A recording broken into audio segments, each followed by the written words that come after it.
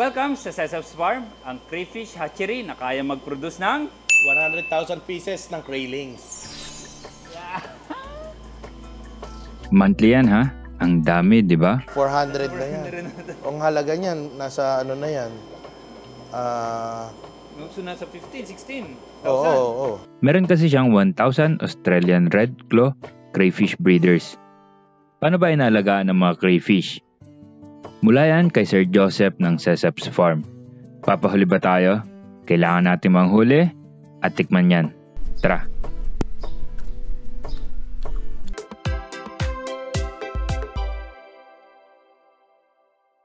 Ako nga pala si Joseph Miranda. Mas kilala nila ako sa Kuya Cesep. So, ang alaga natin dito sa farm, nagfo-focus tayo sa Australian Red Claw crayfish or Cherax quadricarinatus. Ang farm naman namin ay madali naman ma-locate. I-search na lang sa Google ang Cesep's Farm. So, nasa Barangay Pulong Buhangin, Santa Maria, Bulacan. Ito, may laman to, mga siguro almost 2,000 pieces. Na crayfish? Oo, crayfish. Hindi lang kita ngayon kasi araw tsaka nagalaw kahapon kaya malabo.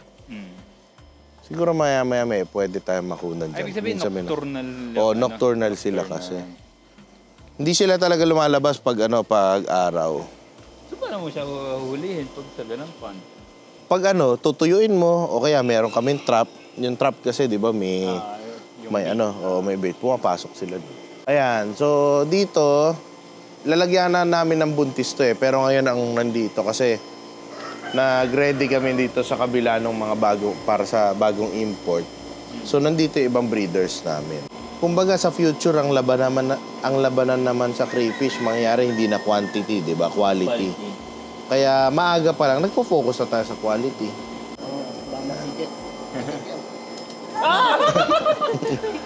Ayan. Isa rin panlaban niya yung Oo. buntot niya. Ito, lalaki yan, lalaki. Paano nalamang lalaki siya? Kasi may red yung claw.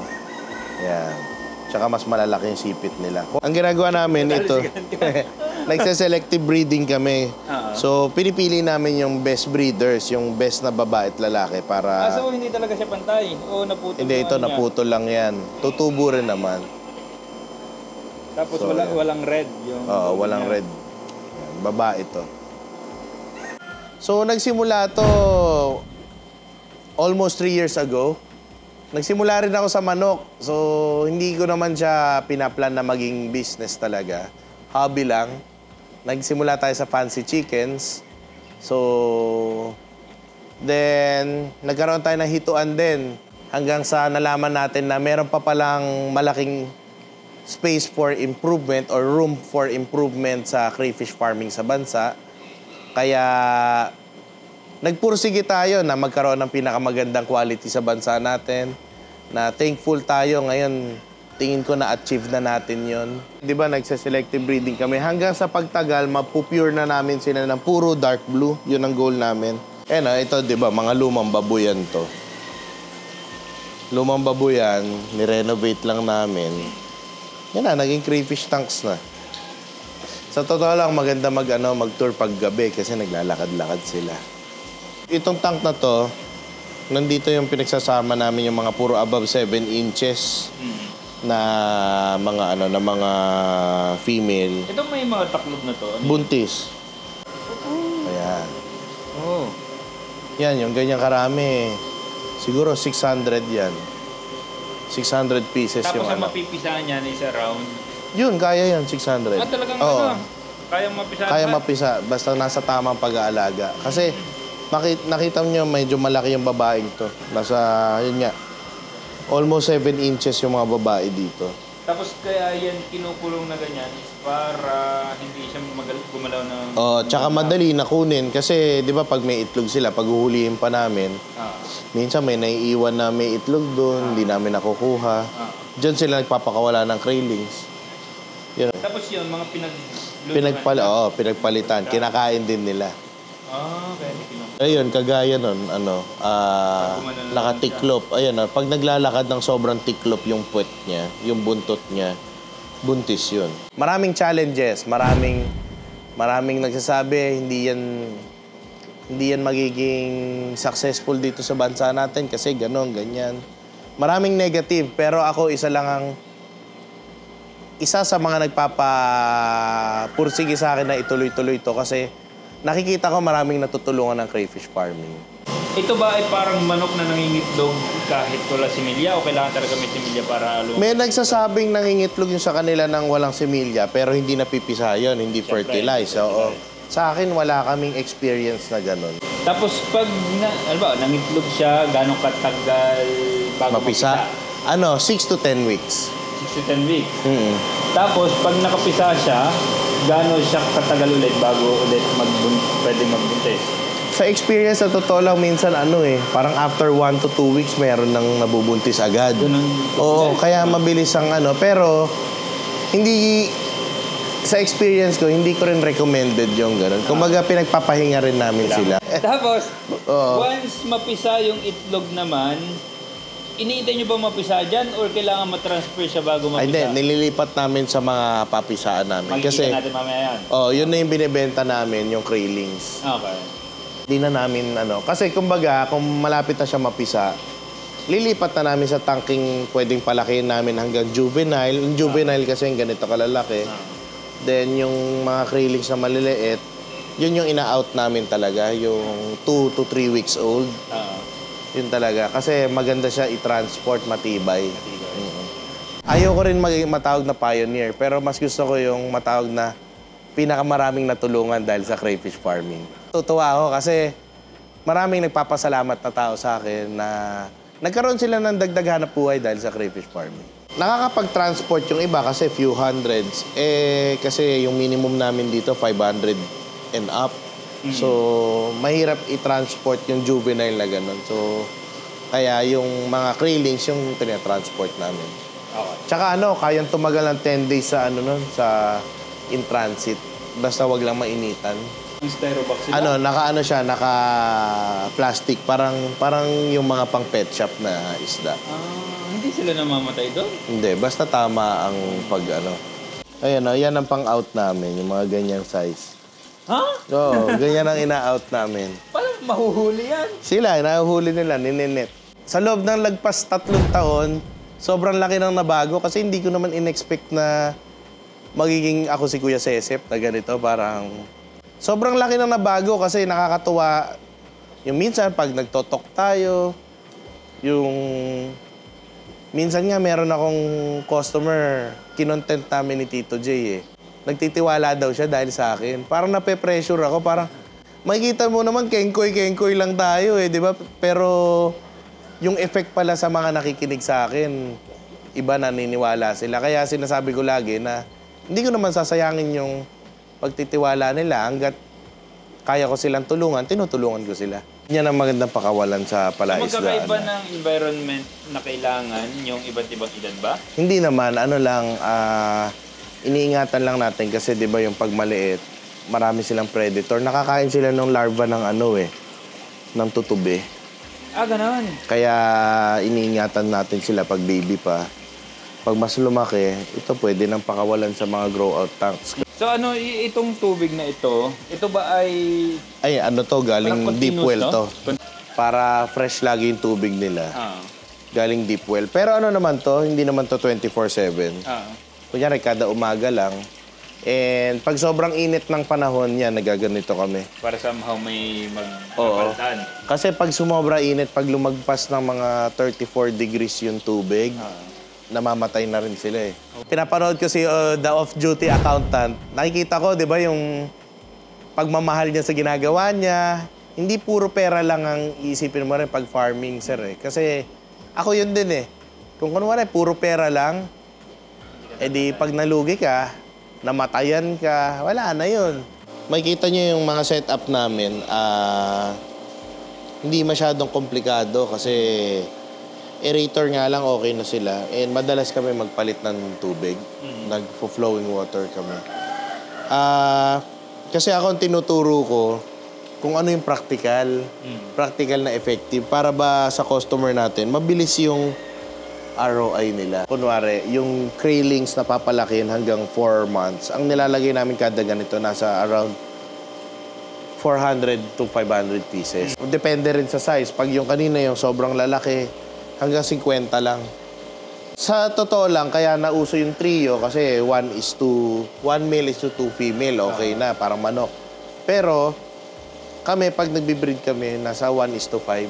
1:5. Oh, 1:5. Sa temperature ng tubig, ano tayo, although galing sila sa Australia, parang blessed tayo sa Southeast Asia kasi mas nagtatribe sila sa tropical countries. Kasi mas nagbe-breed sila kapag summertime. Ang summertime sa Australia, parang all throughout the year ka-level ng sa Pilipinas. Kaya buong taon nagbe-breed sila sa atin. Sa kitaan, kayang-kayang kumita ng siguro 3 to 5 times ng investment nyo within 6 months. Depende sabi mo ng 8 months kasi naging breeder sila, magbe-breed sila. Then after nun, tuloy-tuloy na yun. Basta tama ang pag-aalaga. Parang ang tubig namin laging nasa 6 to 10 inches ang max ng lalim. Kung mapapansin nyo, matipid din ng crayfish farming sa tubig. Kasi, yun nga, mababaw lang ang tubig. So yun yung ideal para hindi naman sobrang bilis uminit tuwing tanghali. Hindi na yung masyado mabilis. Pag malalim kasi, ang crayfish, napansin namin, medyo tumatamlay din sila.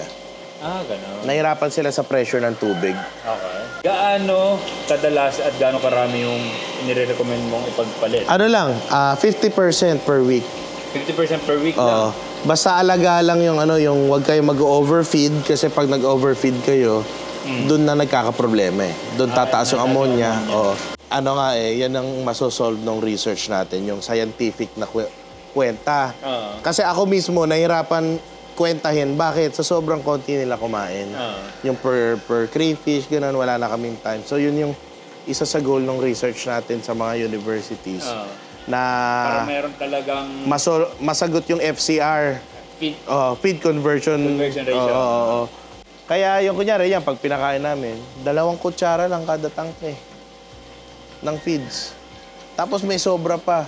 Ganun? Pero pag kunyari, yung dyan sa grow out, ang laman yan, kunyari, 1,000 mga ganito kalalaki, 3 kutsara, 4 na kutsara.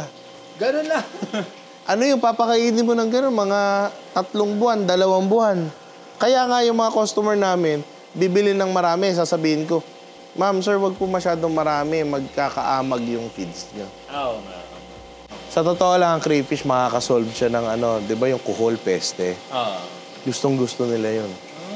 Mag-chat lang kayo sa Seseps Farm sa Facebook kung interested kayo sa crayfish. And kung naman, malayo kayo sa Seseps Farm sa Santa Maria, Bulacan, i-check nyo lang sa Facebook namin kasi marami na rin kaming Taguro Line Partner Farms na kung saan-saan sa Luzon, Visayas, Mindanao na meron din naman kasing quality ng crayfish namin.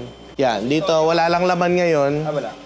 Kasi tawag doon, magpapakola pa lang kami. Kaya makikita mo, mas malawak to. Ito, sa ganito kalaki, lalagay kami dito mga hanggang 2,000 na kraylings. Tapos hanggang juvenile age yon ganyan.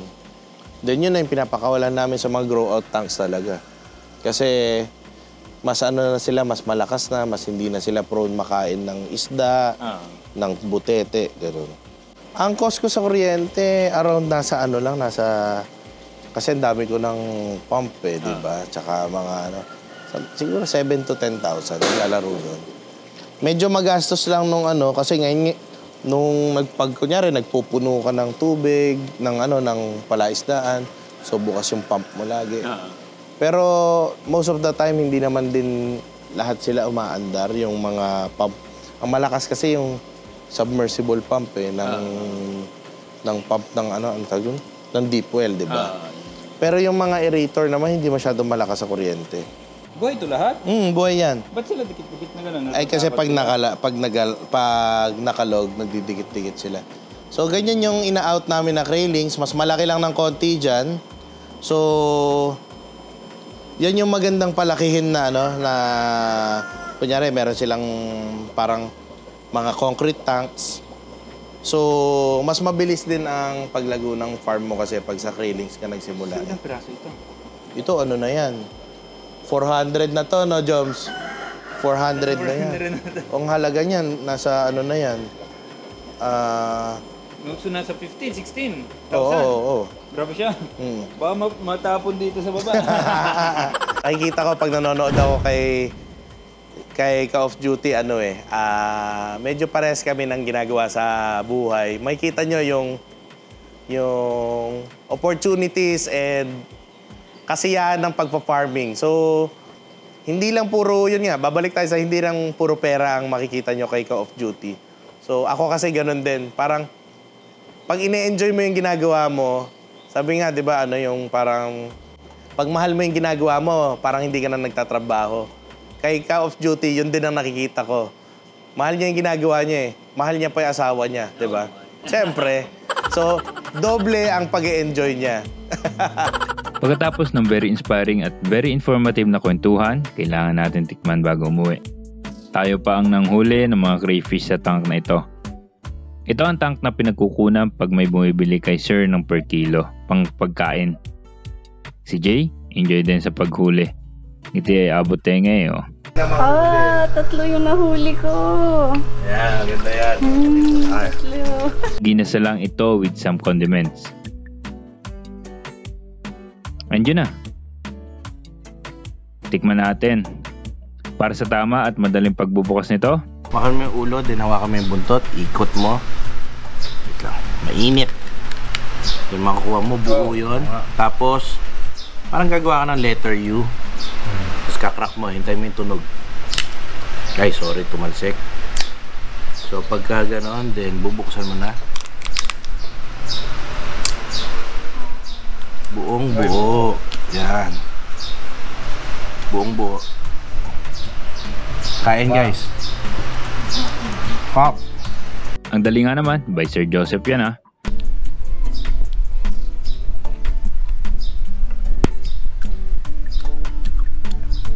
Kain na.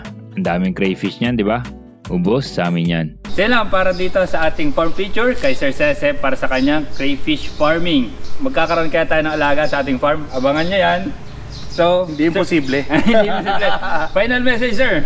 Salamat sa pagbisita ninyo dito sa aking munting farm and sana merong matutunan ng mga viewers natin. For sure, meron yan. And makikita rin nila kung paano mag-alaga and ang potential ng crayfish farming dito. Okay, yun lang. Maraming salamat. Subscribe and peace!